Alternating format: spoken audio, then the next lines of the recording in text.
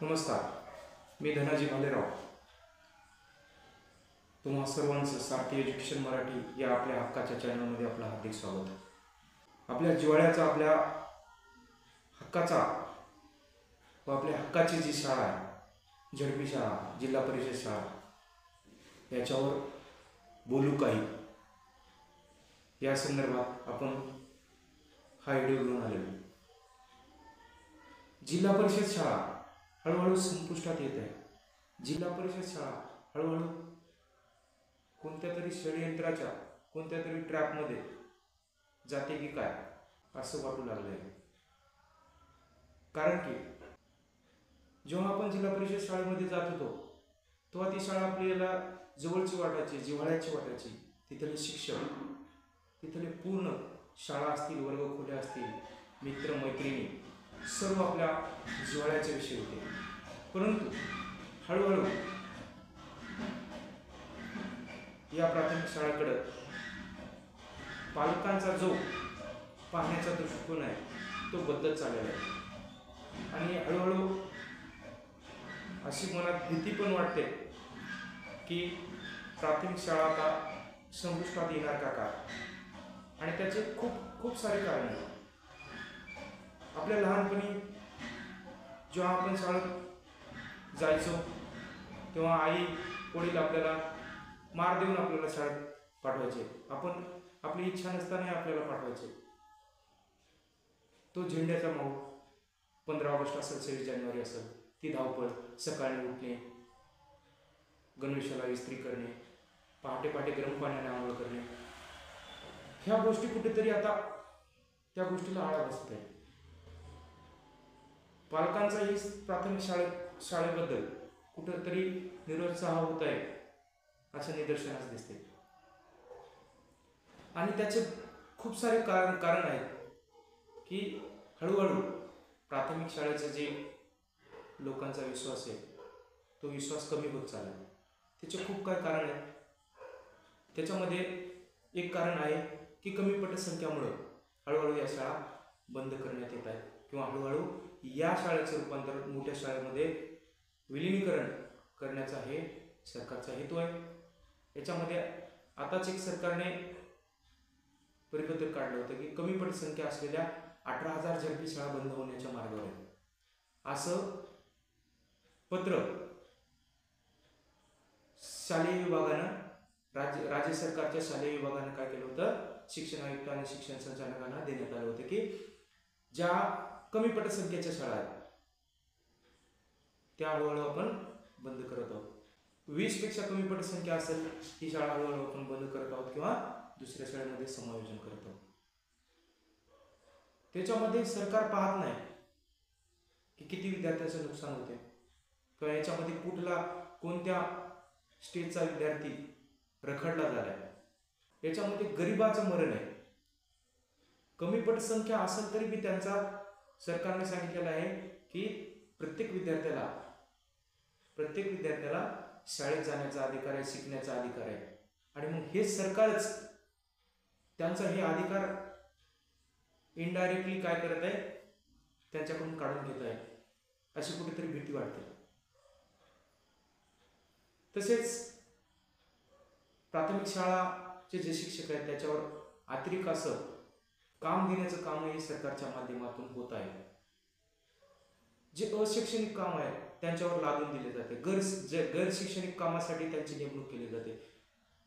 जसं की BLO असेल, अपार आधार सारखे काम असतील, एक पेड माँ के नाम, शिक्षण ट्रेनिंग इत्यादी. हे फालतूच्या गोष्टी ऐकण्यास शिक्षकावर लादल्या जात आहेत आणि जाणून बुजूनच लादल्या जात आहेत का हे पण एक प्रश्न पडतो.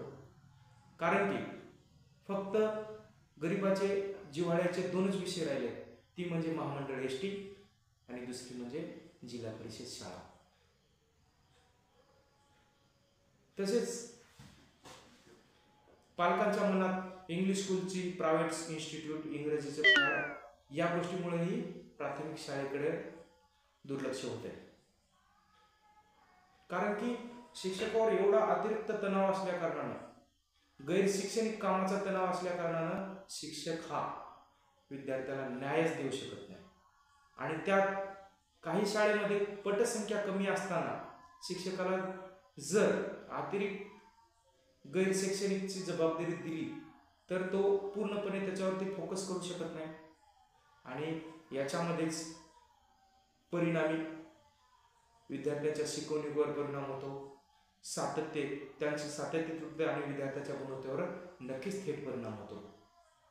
यामुळेही पालकांमध्ये प्राथमिक शाळा म्हणजे जिल्हा परिषद शाळेवर काय व्हायला बद्दल निरुत्साह तयार होतो.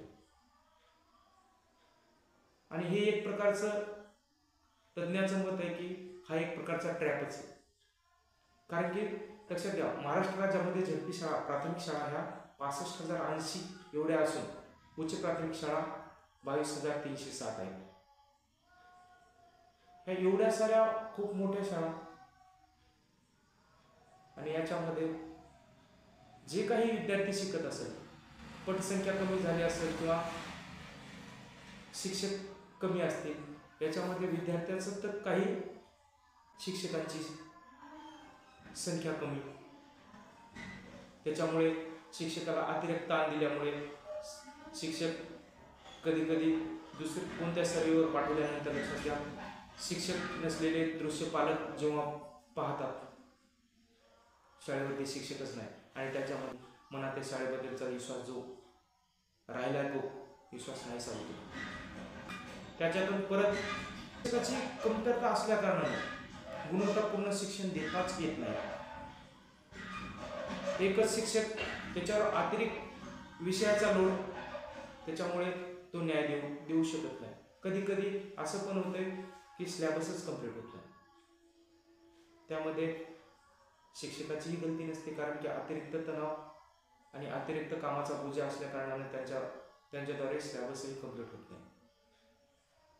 आणि झडपी शाळा बंद करण्याच्या मागचा काही तज्ञ असाही निष्कर्ष काढतात की ज्या प्रायव्हेट शाळा आहेत त्या पूर्ण जे राजकारणातील नेते मंडळी आहेत, आमदार असतील, खासदार असतील, या नेते मंडळीच्या शाळा आहेत प्रायव्हेट शाळा, आणि त्या प्रायव्हेट शाळाकडे जास्तीत जास्त कल निर्माण व्हावा, याच्यामधून आर्थिक फायदा व्हावा आणि त्याच्यानंतर या प्राथमिक शाळाही आपल्याला निलामीत काढता याव्यात, हाही त्या पाठीमागाचा एक हेतू आहे. याच्यातून एक मोठं आर्थिक भांडवल निर्माण होईल आणि नंतर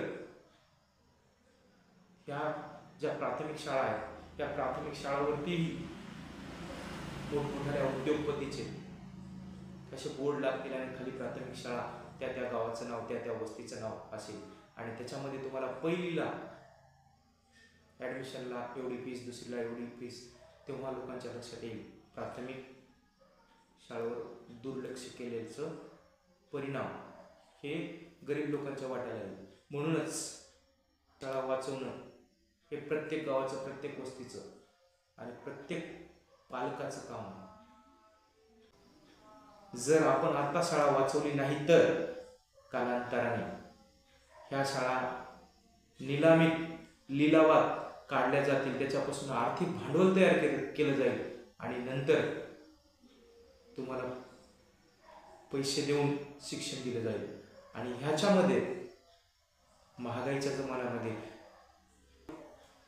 करून खाणारे आहेत, गरीब आहेत, त्यांना हे शिक्षण परवडणार नाही आणि परिणामी गरिबांचे मुलं शिक्षणापासून वंचित राहतील.